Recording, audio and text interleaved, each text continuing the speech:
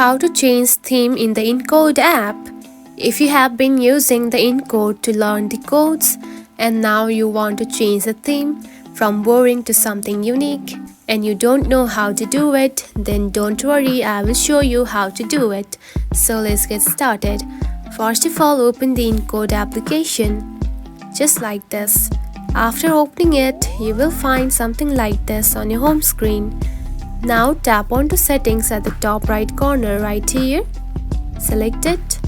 Then scroll down and here you can find themes option right here. Now to change it, simply tap on to one of these, just like this. And now you can see it has been changed. Now simply choose one which you like the most, just like this.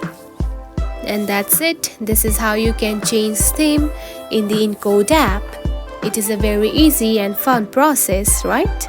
If you found this video helpful, don't forget to like and subscribe for more tips. Thanks for watching.